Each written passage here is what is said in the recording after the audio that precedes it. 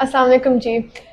This was the most asked question कि treatment cost क्या होती है। इसकी जो ट्रीटमेंट कॉस्ट होती है वो it ranges from minimum 20,000 to above that, आगे तक भी जाती है। लोगों को ये कुछ एक्सपेंसिव लगती है, बट ये सिर्फ आपकी टीथ वाइटनिंग की कॉस्ट नहीं होती, ये आपका प्रॉपर एक ट्रीटमेंट होता है। इसमें आपकी in office professional dental whitening होती है। ये आपके ओवर द काउंटर जो प्रोडक्ट्स मिलते हैं, जो आप अक्सर दांतों पे लगा लेते हैं, ये वो वाले प्रोडक्ट्स नहीं होते। ये आपकी प्रॉपर प्रोफेशनल मॉनिटरिंग के अंदर आपका ये काम हो रहा होता है। इसमें आपकी बहुत हाई क्वालिटी प्रोडक्ट्स लग रहे होते हैं जो कि आपके दांतों के लिए सेफ होते हैं and that can provide effective results.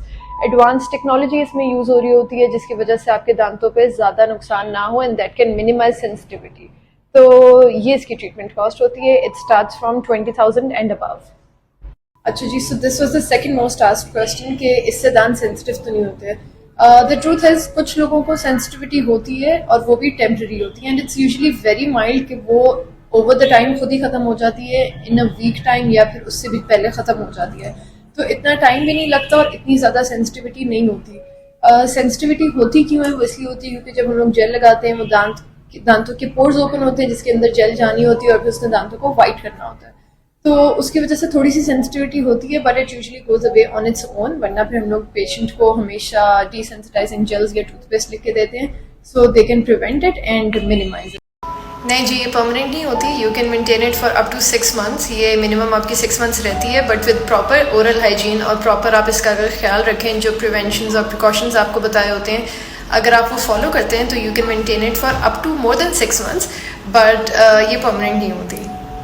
The weather is so nice right now. मैंने सोचा था कि जो बाकी के क्वेश्चन हैं वो मैं यहाँ बाहर बैठ के आंसर करूँ, बट आई एम श्योर यहाँ पे हॉर्न इतने बजेंगे that it's going to be impossible for me to answer the remaining question here. अच्छा जी, so this was another major concern. Painful, it is not painful नहीं होता, दर्द बिल्कुल भी नहीं होता, but like I said during the treatment और आफ्टर दैट थोड़ी सी सेंसिटिविटी होती है, बट वो भी टाइम के साथ ठीक हो जाती है, तो दर्द नहीं होता।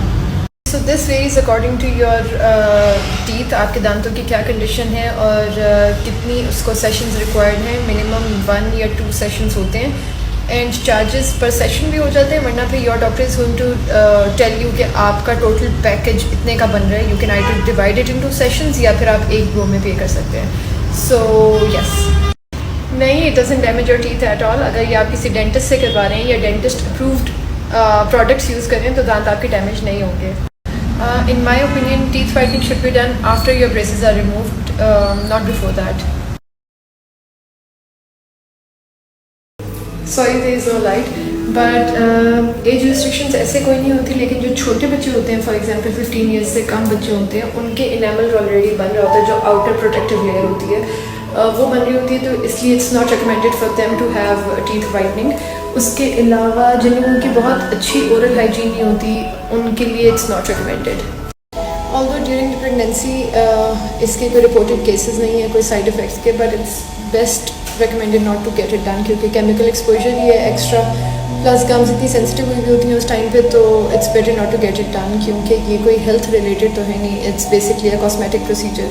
तो I would recommend get it done after you done with delivery. No, it has no effect on crown, bridges या फिर वेनियर्स या फिलिंग्स वगैरह हो जाए, उसके ऊपर इसका कोई इफेक्ट नहीं आता। इसका इफेक्ट सिर्फ नेचुरल दांतों के ऊपर आता है और ये इन चीज़ों पे बिल्कुल इफेक्ट नहीं आता। It depends upon the severity of fluorosis. अगर बहुत माइल्ड और बहुत कम सी फ्लोरोसिस हैं, फ्लोरोसिस बेसिकली जो वाइट स्पॉट्स आ जाते हैं दांतों के ऊपर ड्यू टू फ्लोराइड और रैंडम वाइट स्टेन्स नहीं, अगर तो वो हैं और वो बहुत माइल्ड हैं तो वो कुछ हद तक बेहतर हो जाएंगे, बट अगर सीवियर फ्लोरोसिस है, बहुत ज़्यादा प्रोमिनेंट हैं, तो वो उसके लिए अलग ट्रीटमेंट्स होते हैं, उससे टीथ वाइटनिंग हेल्प नहीं करती। Yes, it's true, some doctors do not recommend it. अगर आपके दांतों के ऊपर बिल्डअप बहुत ज़्यादा हुआ हुआ है, अगर आपके दांतों की हाइजीन अच्छी नहीं है, मुंह की हाइजीन अच्छी नहीं है, उसके अलावा अगर फ्लोरोसिस हुआ हुआ है या फिर आपके दांत बहुत सेंसिटिव हैं ओवर ब्रशिंग की वजह से या फिर एसिडिक एक्सपोजर की वजह से दांत बहुत सेंसिटिव हुए हुए हैं, इनेमल ऊपर से बिल्कुल रिमूव हुआ हुआ है, तो उसके लिए डॉक्टर्स मना करते हैं।